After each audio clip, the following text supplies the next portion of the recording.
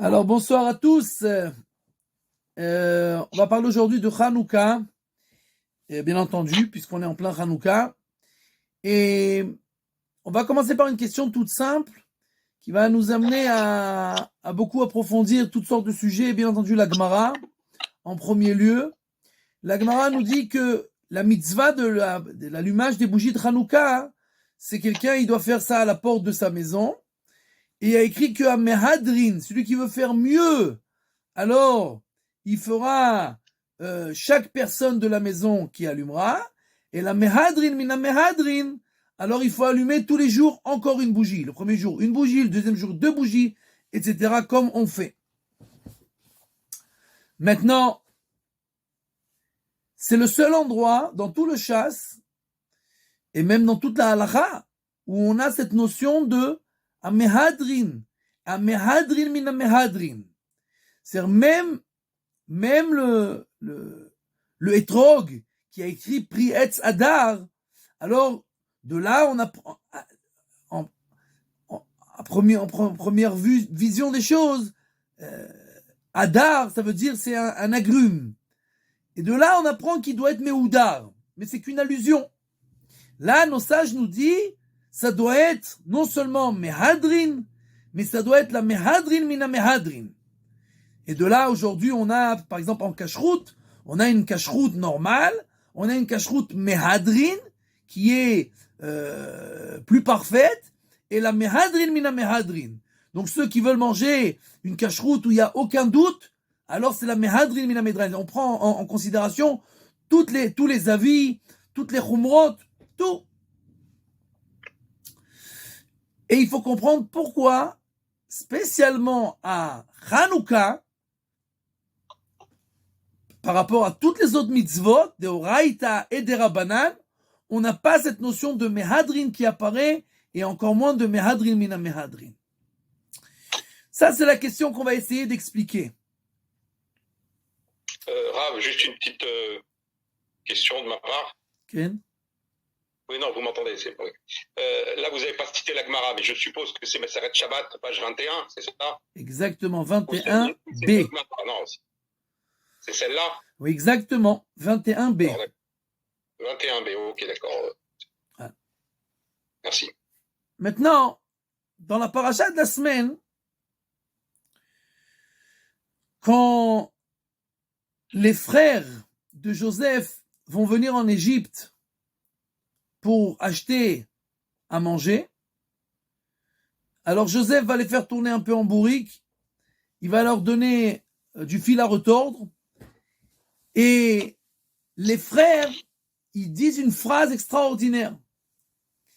Ils savent pas que Yosef comprend leur langage puisqu'ils parlent en égyptien, et donc ils parlent entre eux et ils essaient de comprendre pourquoi Dieu leur fait tout ce balagan, tous ces problèmes-là avec Yosef, le roi d'Égypte, à leurs yeux en tout cas. Et il y a écrit là-bas, Vayomru ish el achiv, donc ils se sont dit les uns aux autres, Aval hashemim anachnu. Ça veut dire, on est responsable. On a été coupé. On a été coupé, Rav, pendant 3 minutes. On a été coupé. Donc, je répète, les frères de Joseph, quand ils voient que Joseph ne leur donne pas à acheter, à manger pendant la famine, et qu'ils essaient... Rav, Ken? je pense qu'il faut que vous coupiez. Là. Donc, ils ne savaient pas que Joseph comprenait, et ils se parlent entre eux, et ils se disent, Vayomru ish el achiv. Ils se sont dit les uns aux autres, Aval hashemim anachnu. On est coupable. Pourquoi? Alachenu, sur notre frère Joseph quand on l'a vendu, Asherayinu tsarat nafsho, quand on a vu qu'il était dans la détresse, quand on l'a jeté dans le puits, Beitraneno elenu, qui nous a supplié, Velo shamanu, et on ne l'a pas entendu, Alken ba elenu atzara azot. C'est pour ça qu'on a ce malheur-là, ces problèmes-là, ces poursuites-là que Joseph nous fait, le roi d'Égypte nous fait, et qui nous donne pas à acheter du grain. C'est pour ça. Réfléchissons une seconde, qu'est-ce qui est en train de se passer. Quelqu'un a un problème. Alors, il réfléchit, pourquoi j'ai un problème? J'ai un élève à moi qui m'a dit que il a un problème avec son fils. Son fils, il a 4 mois et il n'arrive pas à manger. Il mange pas du tout. C'est-à-dire que pendant la nuit, il lui donne à manger, mais quand il est réveillé, il n'accepte pas de manger. Et il descend dans son poids tout le temps. Et il me dit que tout de suite, lui et sa femme, on réfléchit. Qu'est-ce qu'on peut améliorer? Qu'est-ce qui se passe chez nous? Pourquoi on a ça? Il n'y a rien pour rien. Alors je lui ai dit, peut-être que vous ne faites pas suffisamment attention à la bracha de Asher Yatzar. Le Shulchan Aruch, il explique que Asher Yatzar, c'est le fait de manger, de pouvoir aller aux toilettes, etc. Et c'est la bracha qui est la sgoula pour être en bonne santé. Il a dit que vraiment, ils ont un problème là-dessus et qu'ils doivent s'améliorer.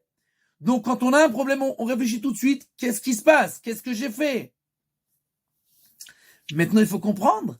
Les frères font une introspection. Qu'est-ce qu'on a pu faire? Ils retournent la semaine d'avant. Et rien. Le mois d'avant. Et rien. La dernière année, on a fait quelque chose de mal? Et rien. Les 10 dernières années, réfléchissons. Année après année, on trouve une mauvaise action? Et rien. Il remonte en arrière 22 ans. 22 ans. Et il ne trouve aucune raison pour laquelle Dieu pourrait faire qu'ils aient des problèmes. 22 ans. Et maintenant, regardons bien. Qu'est-ce qu'il y a écrit là-bas? Il n'y a pas écrit qu'ils ont dit parce qu'on a vendu. Non. Le vendre, on devait le vendre. On a fait Beddin. On s'est assis en tribunal. Yosef, à leurs yeux en tout cas, il était rodef. Il les poursuivait, il les mettait en danger. Qu'est-ce qu'ils disent? Ils disent pas parce qu'on l'a vendu. Beitraneno elenu velo shamanu. Pourquoi on n'est pas bien? Pourquoi on est coupable? Parce qu'il nous a supplié et qu'on n'a pas été lifni mishurat hadin. Et qu'on ne l'a pas pardonné bien que ça ne lui revenait pas. Est-ce que vous comprenez? 22 ans, c'est la seule faute qu'ils ont trouvée. Pas une faute. Pas qu'ils ont fait quelque chose véritablement de mal, mais qu'ils n'ont pas fait plus que ce qu'ils auraient dû faire. Ils n'ont rien trouvé d'autre.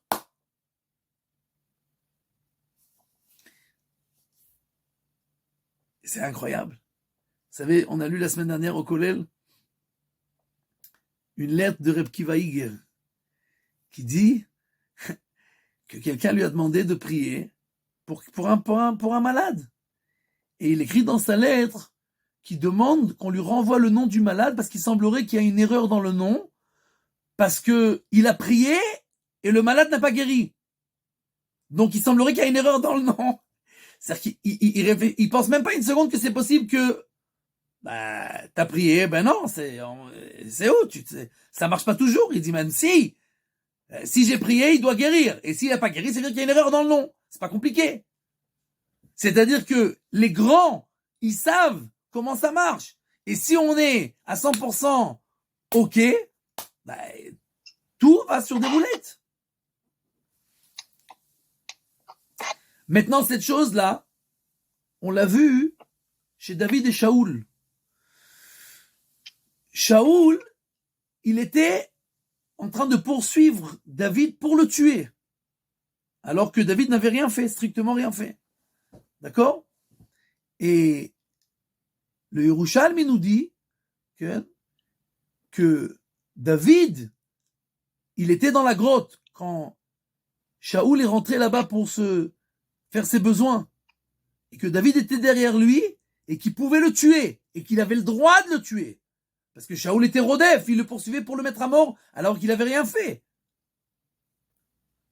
Et il l'a pas tué. Pourquoi? Parce que Shaoul c'était un tzaddik.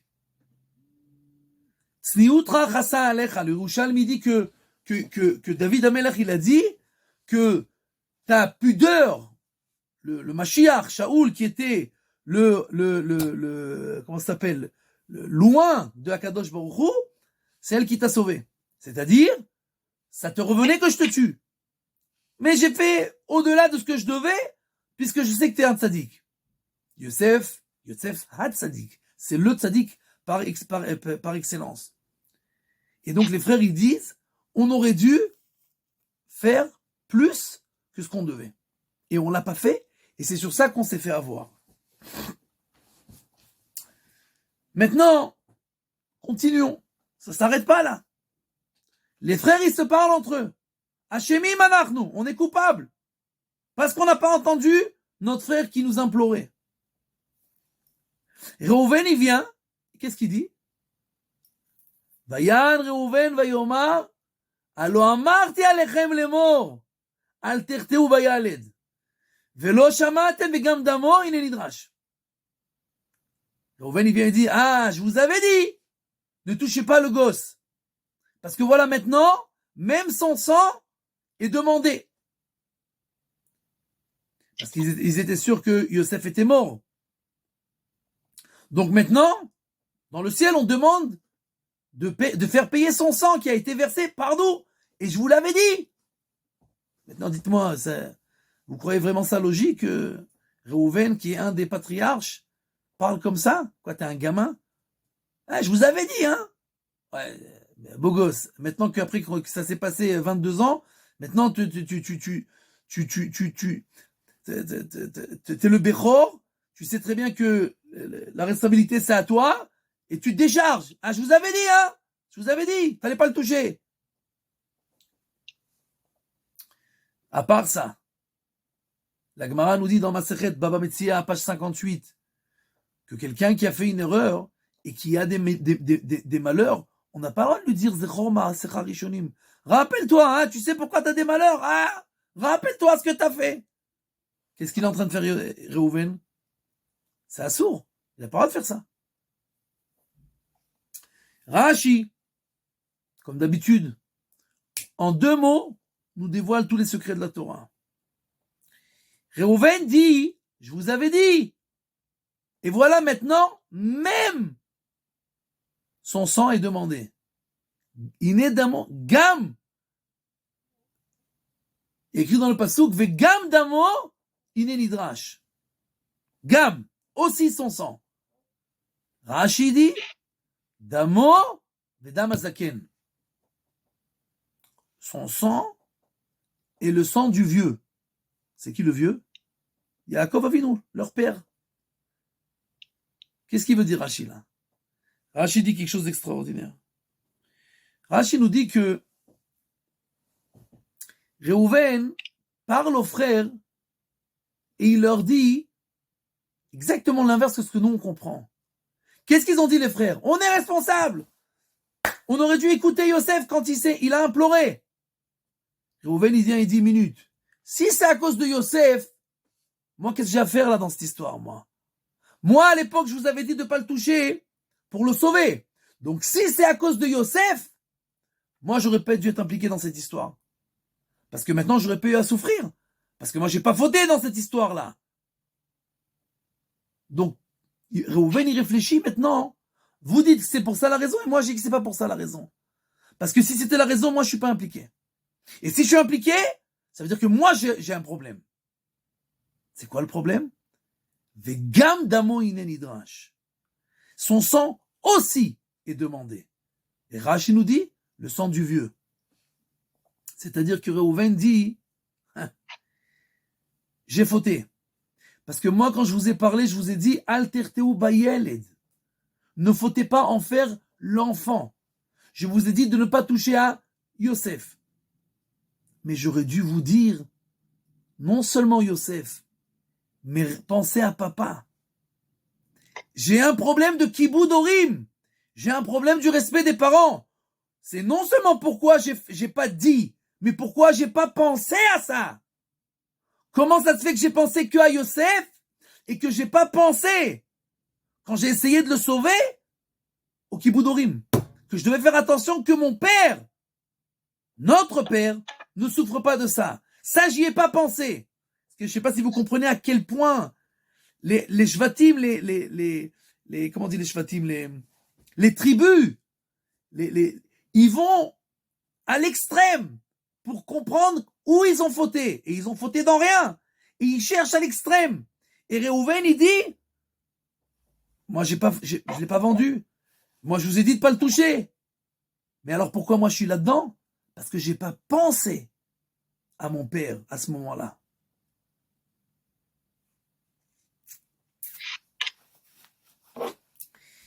C'est-à-dire,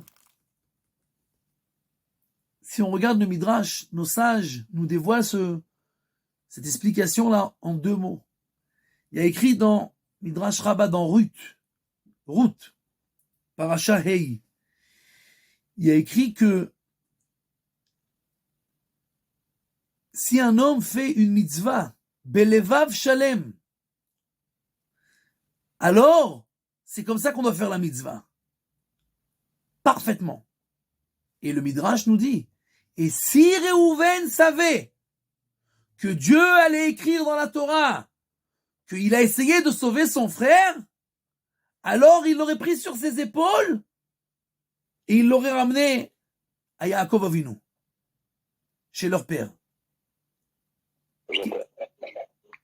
Qu'est-ce qu'il y a écrit ici? Rav, on a encore petit.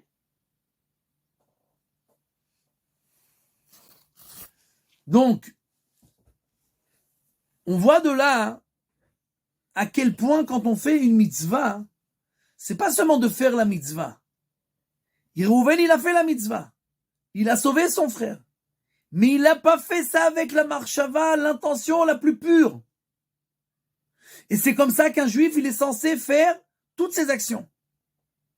De la manière la plus désintéressée, pure, complètement concentrée sur le 100% du bien qu'il peut faire dans ce monde-là. Et le problème, c'est que nous, on n'a pas la tête tout le temps à 100%. Mais la Gemara nous dit que, dans Masechet Menachot, page 43, la Gemara nous dit à Rabbi Meir que la punition du lavan, des fils blancs dans le tzitzit, elle est plus grande que celle des fils bleus. Pourquoi? Parce que les fils bleus, c'est difficile à trouver, le trélet, et les fils blancs, il y en a partout. Et donc, c'est comme si je te demande à quelqu'un, amène-moi une pièce d'or ou amène-moi une pièce de bronze, et que les deux n'ont rien amené. Qui c'est qui va recevoir une plus grande punition? Celui qui n'est pas amené celle de la pièce de bronze. Pourquoi? Parce que la pièce d'or, c'est pas facile à trouver, mais des pièces de bronze, il y en a partout.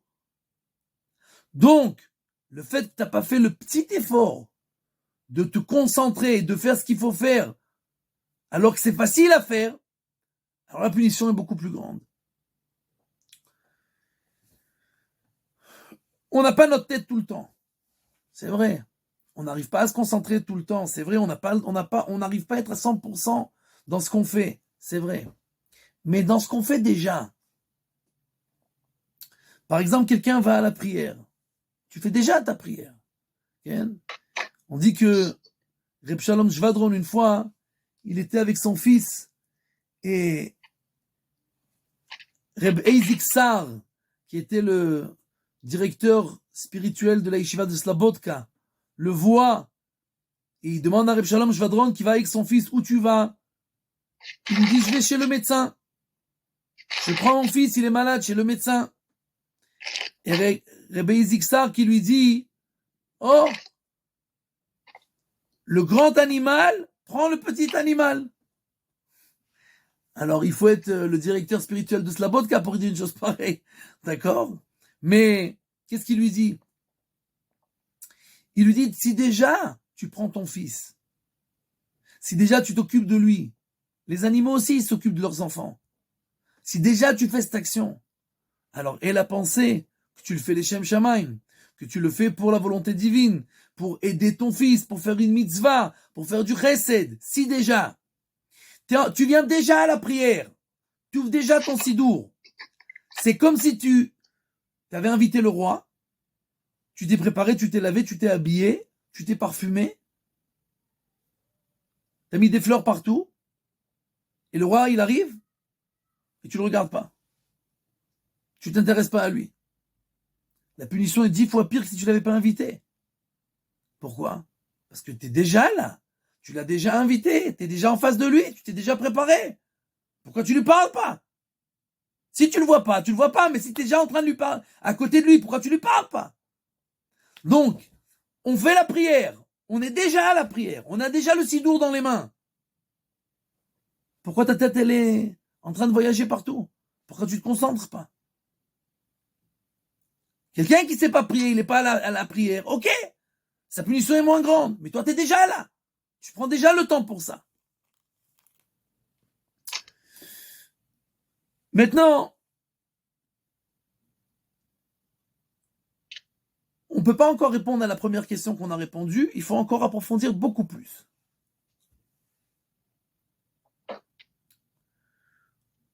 Le Bar, Rabbi Yoel Sirkish, qui était le beau-père du Taz, Rabbi David Alevi Segal, il y a environ 400 ans de cela. Il était à peu près 100 ans après le Beth Yosef, Rabbi Yosef Karo. Et le Bar, il explique qu'à Purim, on fait une Seudat Mitzvah, on fait un mishté, on fait un festin, puisque on avait fauté dans notre corps, on était parti au festin de Achashverosh, et pour réparer ça, on avait jeûné avant que Esther aille voir le roi, et donc maintenant qu'on a réparé ça, on peut de nouveau prendre du plaisir dans notre corps, et donc on fait un festin, une fête de Gdusha, de sainteté, de mitzvah. Ça, c'est à Purim. Mais à Hanouka, je vous lis la phrase, Agzera ital shenitrashlu ba'avoda, al ken hayta agzera levatel mehem ha'avoda. Pourquoi on a été puni à Hanouka? Parce que le service divin au Beth Amikdash, il n'était pas fait avec tout l'entrain nécessaire. Et donc, la punition est qu'on nous a pris le service divin. Que les Yévanim, les Grecs, qui sont rentrés dans le sanctuaire, ils l'ont impurifié et le service a été arrêté. Vous ne faites pas le service comme il faut, je vous prends le service.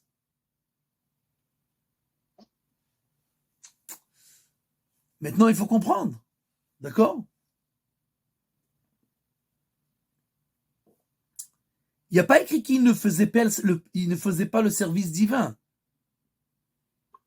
Parce que si on veut dire que ce qu'il a fait à Kadosh Baruch Hu, c'est Mida Keneged Mida, par rapport à ce que vous avez fait, vous êtes puni. Vous avez mangé chez Achashverosh, vous devez jeûner. Ok? On n'a pas fait le service divin, ok? On te prend le service divin. Mais là, il n'y a pas écrit qu'ils n'ont pas fait. Il y a écrit qu'ils ont fait, mais ils n'ont pas fait avec tout l'entrain nécessaire. Alors pourquoi on leur a pris le service divin? Première question. Deuxième question, la Gemara dans Masechet Brachot, page 20, nous raconte que Rav Papa, il dit à Abaye, pourquoi les premières générations des Tanaïm et des Amoraïm, ils avaient des miracles. Et nous, on n'a plus de miracles. Alors il lui dit, parce que eux, ils avaient la Messirut Nefesh, d'accord? Ils se donnaient corps et âme pour sanctifier le nom divin, et nous, on n'est pas capables. On n'est pas capables. Moi, je connais des gens aujourd'hui qui sanctifient le nom divin, qui se donnent corps et âme. À quoi, à l'époque de Abaye Rav et de Rav Papa, les géants d'il y a 1700 ans, 1800 ans, ils se donnaient pas un corps et âme. Dans toutes les générations, on a des juifs qui se sont donnés complètement. Alors, qu'est-ce que ça veut dire? Et encore deux questions par rapport à Hanouka. Pourquoi on nous dit que toutes les huiles qui étaient dans le Beth Amikdash ont été impurifiées. Maintenant, on a une halakha qui dit que dans le Reshut Harabim, le domaine public, si on a un doute, est-ce que quelque chose a été impurifié ou pas, il est pur. Donc on ne sait pas vraiment ce qui s'est passé chez les Grecs. Donc on a un doute sur l'huile. Et on parle du Beth Amikdash qui est Reshut Harabim, puisque tout le monde a le droit d'être là-bas. Il y a plein de gens là-bas. C'est pas le domaine public comme Shabbat. Domaine public où il y a du monde qui se promène. Alors pourquoi? Alors il y en a qui ont voulu dire que c'était dans le Echal. Que l'huile, elle était dans le Echal. Dans le Echal, il n'y a personne qui se promène. Il n'y a que le Kohen Gadol qui peut rentrer ou celui qui fait le service divin. Donc les gens, ils se promènent pas là-bas. Donc c'est pas un domaine public. Ok. Mais il y en a beaucoup de commentateurs qui disent que c'était pas dans le Echal, dans le Mikdash. Et dans le Beth Amikdash, il y avait du monde qui se promenait partout. Donc, comprends pas. Alors il y en a qui disent que c'était pas un doute, mais qu'ils ont été impurifiés. On savait qu'ils ont impurifié. Que les Grecs, ils sont passés de barrique en barrique, ils ont impurifié toutes les barriques. Donc c'était pas un doute. Dans le Reshut Harabim, on peut purifier si on a un doute. Mais si on sait que ça a été impurifié, alors c'est impurifié. Excusez-moi, Rav. Ken. Qu'appelle-t-on impurifier l'huile? C'est pas compliqué. Quelqu'un qui est lui-même impur, d'accord? Alors il rend une chose impure. Ma'achal ou mashke, tout ce qui est aliment ou boisson, alors il devient impur. Maintenant, même si on dit que les Yevanim, les Grecs, quand ils étaient vivants, ils n'étaient pas impurs, puisqu'ils sont encore vivants, et ils n'ont pas d'impureté seulement quand ils meurent, d'accord? Mais ils ont pris, ils ont pris un sheretz, un lézard ou quelque chose d'impur, et ils sont passés de barrique en barrique et ils ont impurifié tout. C'est pas un problème.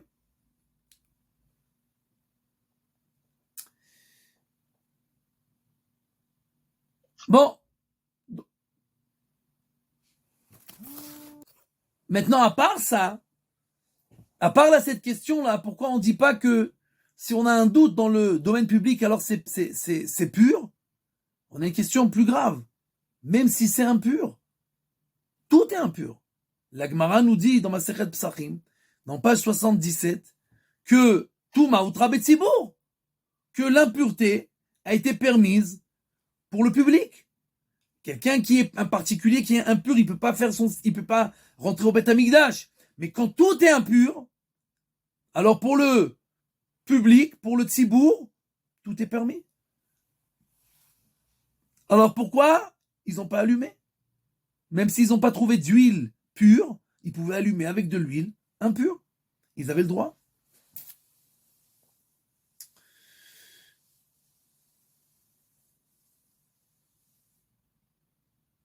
Mais on voit de là quelque chose de très important. Rabbi Chaim Katz, qui était le Rosh Shiva de Telz, il dit que la base du service divin, c'est la Messirut Nefesh.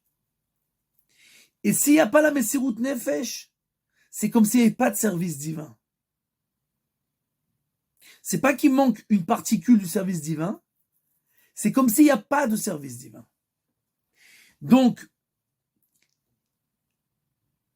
on aurait pu allumer impur. On aurait pu. D'un point de vue de la halakha. Mais puisque le service nous a été pris, parce qu'on l'a pas fait avec entrain, on l'a pas fait de tout le corps et âme, alors c'est pour ça qu'il a été pris, parce que c'est pas que il manque une particule, c'est pas le service divin. Ça s'appelle pas le service divin. Le service divin, c'est rien que si tu le fais corps et âme. Et donc, même si je peux trouver une excuse, je ne veux pas d'excuse. Je veux le faire à 100%. Je veux le faire pur. T'as le droit. C'est permis. Je veux pas. Oublie les excuses. Je veux me donner, je veux me crever pour faire à 100%. Pas 90, pas 80, même si c'est permis, même si c'est acceptable, je ne veux pas. Et nous voyons ça, que cette Messirut Nefesh, cet entrain-là, ça change une action complètement. On voit chez Noach que quand il est sorti de la Teva, hein, alors il s'est saoulé et il a enlevé ses habits. Et il y a écrit que Vaikar, Shem, Vayefet et Asimla. Ils ont pris Shem et Yefet, ces deux enfants, ils ont pris la couverture et ils l'ont recouvert. Ils ont couvert sa nudité. Et il y a écrit que Vaikar, il a pris. Il aurait dû écrire ils ont pris. Ils étaient deux. Et Rashi nous dit que Shem, comme c'est lui qui a commencé, alors il a eu droit à un salaire plus haut que celui d'Yefet. Nit'ametz b'mitzvah. Il a fait plus d'efforts. Maintenant, il faut comprendre. Combien ça pèse une couverture? 20 grammes? 50 grammes? 100 grammes? Si on est deux à prendre une couverture, comment on fait plus d'efforts? Explique-moi comment ça marche. C'est-à-dire quoi? Comment tu soulèves une couverture avec plus d'efforts? Ça pèse rien. C'est vrai. Mais il a fait ça avec plus d'entrain. Alors, c'est un autre acte. C'est pas la même chose. C'est pas que c'est le même acte, un peu mieux. Non, c'est un autre acte. Et c'est pour ça que leur salaire, il est complètement différent. Regardez là-bas dans Rashi. Ils ont tous les deux reçu autre chose complètement. Pourquoi? Parce que c'est pas la même action. Quand tu fais l'action avec entrain, avec Messirut Nefesh, et la Messirut Nefesh, c'est pas seulement des choses extravagantes, c'est de te donner à l'intérieur. Alors, c'est tout à fait une autre action. De la même manière, on voit à quel point l'entrain, quand on ne l'a pas, il peut amener des catastrophes. Quand on ne fait pas ça suffisamment rapidement avec tout l'entrain nécessaire, on amène des catastrophes. Quand Yaakov Avinu, il est sorti d'Eretz Israël pour aller chez Lavan, il y a écrit qu'il a prié et qu'il a dit à Kadosh Baruch Hu,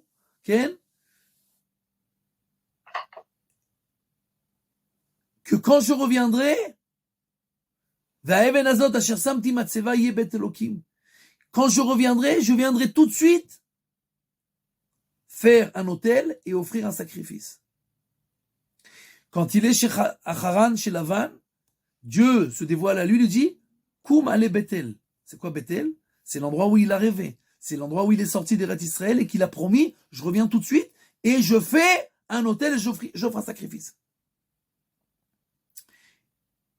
Et Rashi nous dit que sa fille, Dina, a été violée. Le verset nous dit ça. Mais Rashi nous dévoile la raison. Pourquoi? Parce que tu as dit que tu reviendrais en Eretz Israël et tu viendrais tout de suite à Bethel. Pourquoi tu t'es arrêté à Shrem? Ah, tu fais pas ta mitzvah. Il va la faire. Parce qu'à la fin, il va y arriver à Bethel. Mais tu t'es pas débrouillé pour faire ça avec tout l'entrain possible et avec la vitesse la plus grande. Rashi nous dit, alors tu payes le prix. Nous, on peut pas dire une chose pareille, mais Rashi dit ça. Rashi dit. C'est pour ça que sa fille a été violée. Parce qu'il n'est pas venu immédiatement payer son dû, qu'il avait pris sur lui-même. Il n'était pas obligé, mais il l'a pris sur lui-même. Et en fait, on comprend la Messirut Nefesh, c'est pas seulement d'être prêt à mourir, c'est être prêt à faire les mitzvot à fond. Quand la Gemara nous raconte que Rav Papa il dit à Abaye, pourquoi les premières générations, ils avaient des miracles et nous on n'a pas. Et il lui dit parce que eux ils avaient la Messirut Nefesh, ils étaient prêts à se donner corps et âme. Juste après, la Gemara nous raconte, la Gemara nous raconte un exemple. Rav Ada Barav, qui était une génération avant Rav Papa et Abaye. Une génération. 30, 40 ans avant. Une fois, il avait vu une non-juive dans la rue. Et il croyait qu'elle avait sur elle un béret qui était Kil'aim, qui était interdit à porter. Alors, il lui a enlevé le béret. Et après, il s'est avéré qu'elle n'était pas juive, donc elle était même pas obligée de faire ça. C'est une loi que des juifs. Et alors, on l'a obligé à payer 400 pièces, 400 zouz. Mais qu'est-ce qu'on voit de là? Que la Messirut Nefesh, c'est que je ne peux pas supporter ça. Je vois quelqu'un qui ne fait pas ce qu'on doit faire. C'est pas seulement que moi je fais, tellement je brûle pour le service divin que je ne peux pas supporter. Je ne peux pas supporter de voir que quelque chose ne se passe pas comme la volonté divine. Je ne peux pas. Et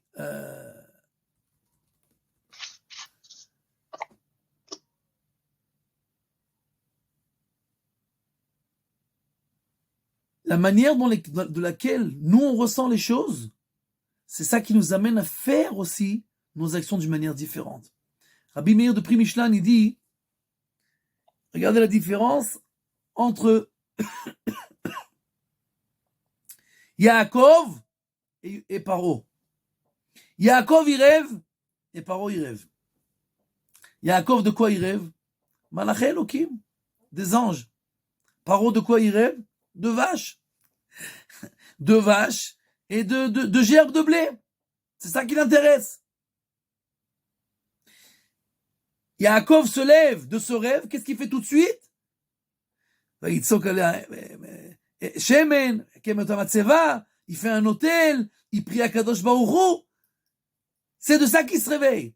Il rêve d'ange, il se réveille, il commence son service divin. Paro, il rêve de vache. Il se réveille, qu'est-ce qu'il fait? Vaikatz Paro veine chalom, vayachalom shenit. Il est retourné dormir. Après qu'il se réveille, il retourne dormir.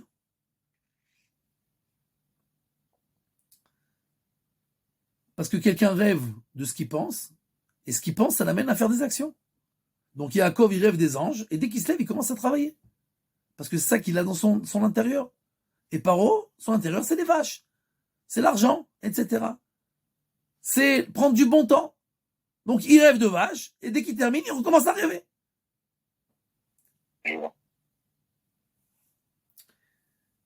On a été coupé. En 45 secondes, mais bon. Oh, c'est pas grave, on continue. Une fois, Reb Chaim Mitzanz, il a demandé à un juif. On suit.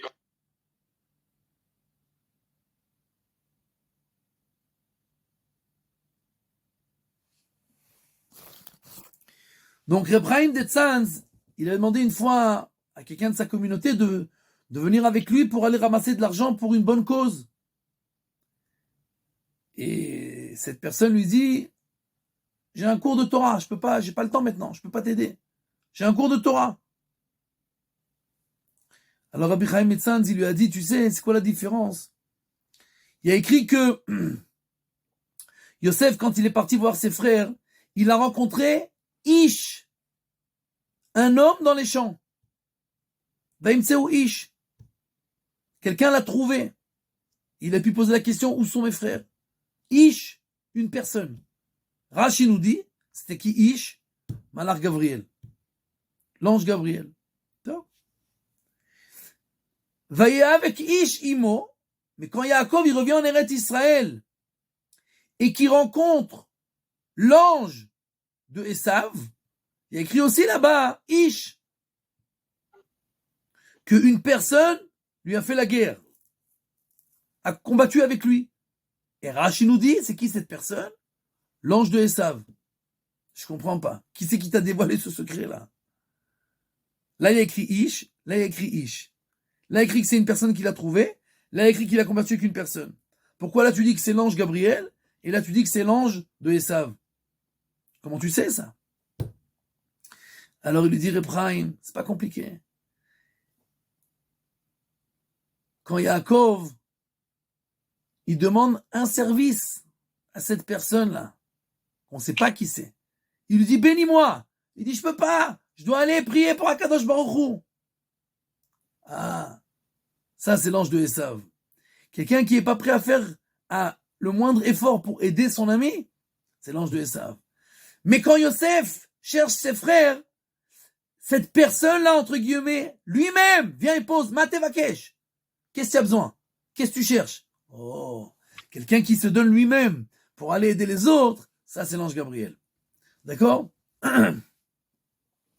Donc, c'est ce qu'on a appris en fait de Hanouka. De Hanouka, on a appris le fait de ne pas chercher les excuses, de ne pas faire le service divin à moitié, de ne pas faire le minimum. Parce que regardez bien, le Bessalevi, Rabbi Yosef Dov Soloveitchik, qui dit quelque chose d'extraordinaire. Il dit les mèches avec lesquelles on allumait la Hanoukia. Il n'y a pas de mesure. Tu peux le faire aussi fine que tu veux, il n'y a pas de problème. Il n'y a pas de mesure minimum. Alors il dit, je ne comprends pas. Ils avaient de l'huile pour un jour. Les mèches, elles étaient épaisses. Pourquoi ils ne les ont pas coupées en 8? Et ça aurait suffi pour allumer pendant 8 jours. Et il dit justement, parce qu'à Hanouka, on apprend tout le inyan, tout le sujet de la mehadrin mina mehadrin. Les Bnei Israël, ils ont voulu montrer que le service divin, on le fait à 100%. Mais tu peux faire avec un 8e. Je veux pas faire avec un 8e. Je veux faire à 100%. Et c'est pour ça que Dieu leur a fait le miracle. Comme Rav Papa dit à Abaye, pourquoi les premières générations ils avaient des miracles? Parce qu'ils se donnaient à 100%. Parce qu'ils se donnaient corps et âme pour Akadosh Baruch Hu, parce qu'ils ne cherchaient pas les excuses. Qu'est-ce que tu as besoin d'enlever? Le béret à cette femme, c'est ton problème, c'est ta femme, c'est ta fille, c'est ta sœur, c'est qui? Aucun calcul. On se donne à corps et âme. Et les Bnei Israël, quand ils sont revenus, après que les Grecs ont impurifié le temple, ils n'ont cherché aucune excuse. On veut faire à 1000%. Alors Dieu leur a fait un miracle. Pour montrer que c'est comme ça qu'on doit travailler. Et donc maintenant, on comprend très bien la réponse à toutes les questions. 1, ils avaient le droit en état d'impureté. 2, le Beth Amikdash, il est réchut Arabim. 3, pourquoi la Méhadrin? Tout simplement parce qu'ils ont le droit à tout. Et même dans le Shtorabim, c'est pur, etc., etc. On veut aucune akala. Ne nous fait aucune remise. On veut faire les choses à 1000%. À 1000%. Et c'est comme ça que le service divin, d'après le Bach, qui a dit que pourquoi on a été puni à Hanouka, on a perdu le service parce qu'on l'a pas fait avec entrain. C'est comme si tu l'as pas fait. Donc la Mehadrin mina Mehadrin, on apprend de Hanouka comment un juif doit servir à Kadosh Baruch Hu. Pas faire ça techniquement. Il doit se donner corps et âme. Maintenant, regardons quelque chose d'intéressant.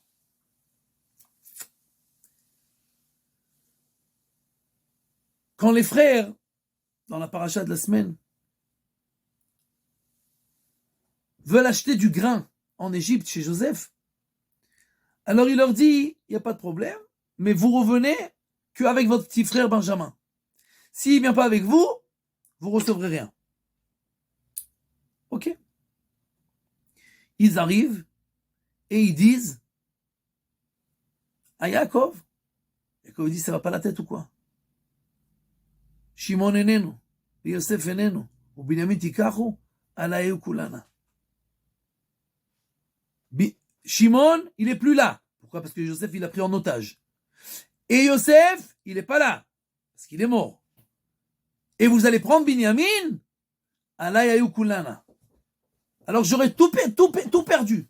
Tout payé. Le Midrash nous dit que, qu'est-ce qu'il voulait dire Yaakov? Que moi, je devais faire 12 tribus. Alors si vous prenez Binyamin, comment je vais faire? Ouais, mais minute. Déjà comme ça, tu les as plus les 12 tribus, puisque Yosef, il est plus là. Il est entre guillemets mort. Donc qu'est-ce que ça change? Le Gaon de Vilna nous dit que quand Yaakov a volé les bénédictions de Esav chez son père Yitzhak, alors il a eu peur. Il a dit, il va peut-être me maudire. Je vais aller prendre les brachot. Si Yitzhak il va découvrir que c'est moi, en lieu de me bénir, il va me maudire. Et sa mère Rivka lui dit, Alaï qu'il l'a béni. Sur ma tête, la malédiction sur moi, n'aie pas peur. Le Gaon de Vilna nous dit, non. Elle lui a dévoilé qu'elle a vu en roi HaKodesh. Alaï qu'il l'a béni. Il dit, moi je sais que ta klala, ta malédiction, ça sera 3 choses. Alaï, Aïn, Lamed Yud. C'est 3 lettres, Alaï. Aïn, Lamed Yud. Aïn, Esav. Lamed, Lavan. Yud, Yosef. Donc, qu'il est la béni, ta malédiction, ça sera pas de ton père, ça je le sais. Ça sera Alaï. Esav, Lavan, Yosef. Donc, Yaakov, il vient, il dit à ses fils, Alaï, ayou kulana. Ça y est, moi j'ai payé. Alaï, Esav, Lavan, Yosef, j'ai payé. Ça, c'est ma malédiction. Pourquoi Binyamin? Qu'est-ce qui se passe avec Binyamin? Pourquoi vous allez prendre Binyamin? Je suis pas censé payer. Ma mère m'a dit que ma malédiction, ce sera que Esav, Lavan et Binyamin et Yosef. Alaï. Et nous savons en fait que la Torah, c'est une Torah Traim. C'est une Torah Traim. Yaakov Avinu, c'est le peuple juif. C'est Israël. Il s'appelle Israël. Et il y a 3 sortes de malédictions, de malheurs dans toutes les générations qui vont tomber sur le peuple juif. Sur Yaakov, sur Israël, sur le peuple d'Israël, le peuple juif. Lavan, Esav et Yosef.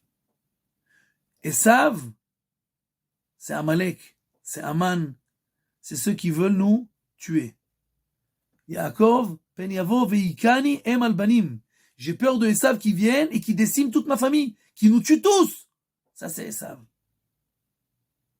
C'est Esav. C'est le danger physique qu'il y aura dans toutes les générations. Lavan, bikesh la'akor et akol. Lavan, c'est les Grecs. C'est ceux qui ont voulu enlever toute la religion, qui ont voulu annuler toute notre proximité à Kadosh Baruch Hu. Mais le pire de tous, c'est Yosef. Yosef, c'est la sinat chinam. C'est la haine gratuite. C'est les problèmes entre frères. Maintenant,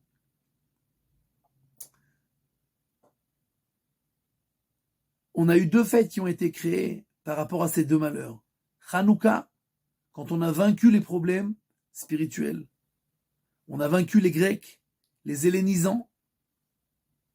Purim, quand on a vaincu ceux qui voulaient notre corps. On a eu 2 fêtes. La 3e fête, on ne l'a pas encore, puisqu'on est encore dans le pétrin avec tout ce qui a trait à la sinat chinam. On n'a pas encore de fête. Cette fête-là, elle arrivera seulement avec le Beth Amikdash Ashlishi, quand on arrêtera de se faire la guerre les uns aux autres. Donc, Lavan, Esav et Yosef, c'est les 3 calottes du peuple juif. Lavan et Esav, on peut s'arranger avec eux. Le problème, c'est Yosef. Le problème, c'est la haine entre nous. Et quand on comprend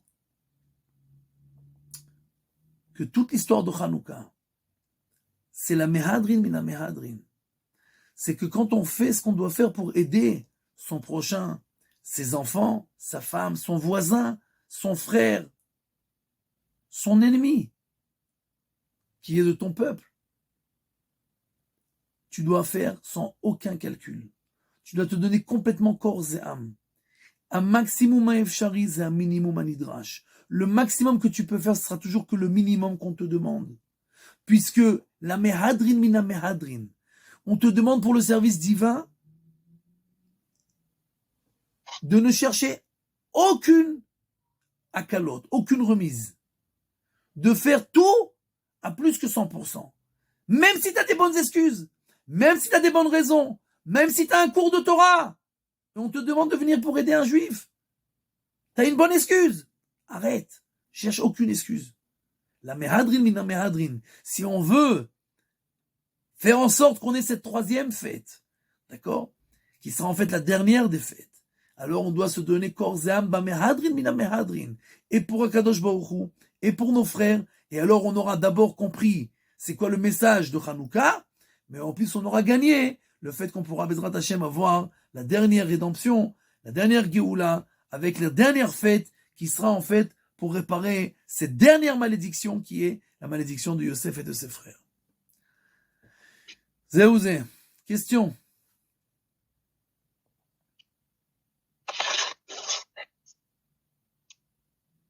Moi, j'aurais bien une question sur autre chose, mais Ken, Bravod. elle est déjà un peu compliquée à poser, mais bon, si vous voulez, je la pose. Mais alors, si on retourne dans Maseret Shabbat, page 21b, à un moment donné, c'est une Mishnah qui est extraite de, je sais pas, c'est Kama, je crois, et qui a trait au fait que si quelqu'un il crée un ézec, enfin il crée un dommage, bon, c'est lui qui doit payer dans le cas général. Ken. Alors cette histoire, elle est matérialisée, cette Mishnah, elle est matérialisée par une histoire. C'est le cas d'un marchand qui a du lin sur son chameau. Il passe dans une rue et il allume le lin. Il déborde de tous les côtés. Il tombe sur une flamme et éventuellement, alors suivant là où est positionnée la flamme, etc., le nerf, bon, dans certains cas de figure, alors il met le feu à toute la rue, à l'immeuble, ce qu'on veut, et il y a plusieurs cas de figure. Et la responsabilité, elle va sur l'un ou sur l'autre. Soit sur le propriétaire du chameau, soit sur le propriétaire du magasin. Et puis, pour couronner le tout, il y a le troisième cas, c'est tout ça des deux têtes, hein, parce que j'ai pas... Voilà, donc le troisième cas, c'est lorsque... La bougie, c'est l'air de Hanouka.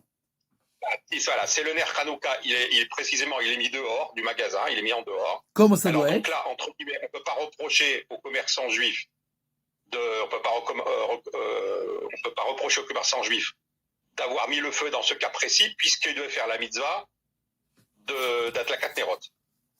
Voilà. Bon, ça, c'est à peu près rendu la Mishnah qui est répétée, voilà, dans Maseret Shabbat. Alors maintenant, ma question, elle n'est pas tout à fait là. Rashi, au début de la paracha d'il y a 2 semaines, pour expliquer que c'est quoi la descendance de Yaakov, c'est Yosef, c'est à propos de ce pasouk-là. Rashi réutilise cette histoire, il la réutilise pour illustrer le pasouk d'Ovadia qui dit que alors de mémoire, que la flamme c'est Yaakov. Et l'étincelle c'est Yosef. Non, enfin, le feu c'est Yaakov, la flamme c'est Yosef et Esav c'est Cash, c'est la paille. Ouais. Ma question, elle est un peu bizarre, mais j'y tiens beaucoup et j'arrive pas trop à la réponse. Rashi, il réutilise cette histoire qu'il y a dans Maseret Shabbat et qu'il y a dans Baba Kama, je crois, mais il la transforme. Il la transforme, c'est pas tout à fait la même. Et j'aimerais bien avoir une explication de pourquoi c'est pas tout à fait la même histoire. Parce qu'il manque un personnage dans l'affaire. Il reste plus que le forgeron et il y a plus le commerçant. Enfin, ça paraît très bizarre comme question, mais moi j'ai cette question et j'arrive pas à trouver une piste. J'arrive pas à trouver une piste. Voilà. Voilà ma question. Voilà. Vous avez voulu une question, je vous la pose.